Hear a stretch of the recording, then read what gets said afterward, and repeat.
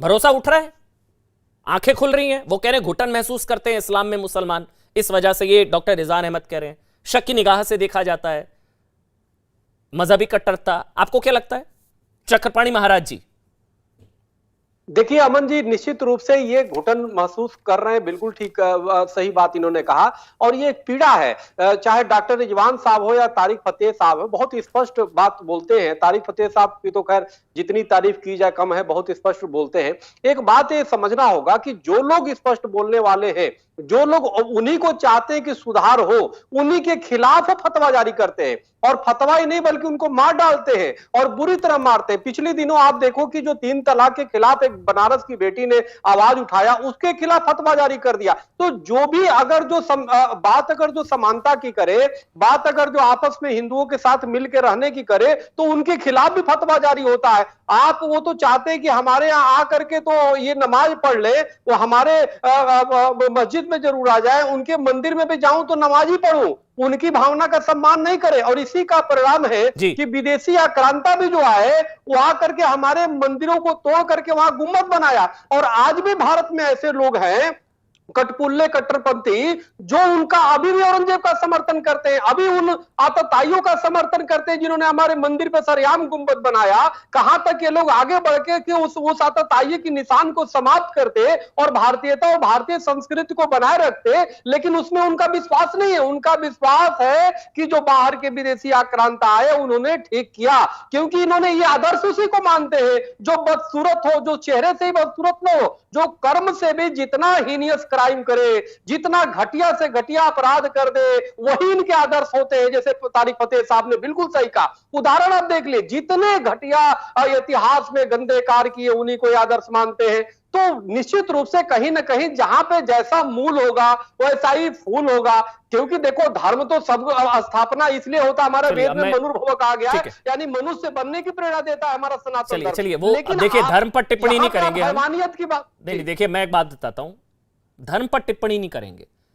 कुछ लोग धर्म के नाम पर उस धर्म को बदनाम करते हैं, धर्म पर टिप्पणी नहीं करेंगे ना, क्योंकि धर्म, किसी के धर्म के खिलाफ क्यों बोलना? बिल्कुल। फिर क्या फर्क रह जाएगा आप में और उनमें, है ना चक्रपाणी महाराज जी? आप में और उनमें क्या फर्क रह जाएगा अगर आप उनके स्तर पर उतरकर उनके धर्म के खिलाफ बोलेंगे? वो बोलते हैं तो बोलने दीजिए, हमें नहीं उतरना ना उस स्तर पर। शोएब जमाई, अब आप बोलिए। शोएब जमाई को बोलने देते एक एक करके, आराम से चक्रपाणी जी, मैं आपके पास आऊंगा, महाराज जी मैं आपके पास आऊंगा। पहले शोएब जमाई बोलेंगे। शोएब जमाई, आपने सबको सुना, घर छोड़कर क्यों जा रहे हैं सब, या जाना चाहते हैं, घुटन महसूस करते हैं? शोएब जमाई आप बोलिए। अमन जी, अब तक जितना डिबेट हुआ इसमें 2 प्रमुख मुद्दे आए। पहला कि भाई टॉलरेंस की कमी है इस्लाम में या फिर जो मुस्लिम्स हैं। दूसरा सवाल था कि भाई लोग छोड़ के क्यों जा रहे हैं। इन दोनों सवालों का एक एक करके जवाब देता हूं। सबसे पहली बात टॉलरेंस, मैं इसका लाइव एग्जाम्पल आपको दर्शकों के सामने देता हूं। पिछले लगभग 20-25 मिनट से बहुत सारे लोगों ने कुछ ऐसी बातें कही हैं जो देश के करोड़ों मुसलमानों को आहत कर रहा होगा, मुझे भी आहत कर रहा होगा, लेकिन उसके बावजूद भी मैं खामोश बैठ के कितनी मुस्कुराहट के साथ, आसानी के साथ बात कर रहा हूं, चर्चा करने के लिए तैयार हूं, चर्चा कर रहा हूं। इससे बड़ा एग्जाम्पल क्या हो सकता है? नंबर 1, इससे बड़ा झूठ कुछ नहीं हो सकता। नंबर 1 बोलने देते हैं, बोलने देते हैं, बोलिए ये टॉलरेंस है जी, बोलिए शोएब भाई बोलिए। अब जो टॉलरेंस पे ज्ञान दे रहे थे वहीं पे इंटॉलरेंस दिखा रहे, तो ऐसा नहीं चलेगा ना। टॉलरेंस कीजिए, इस्लाम टॉलरेंस के बारे में कहता है।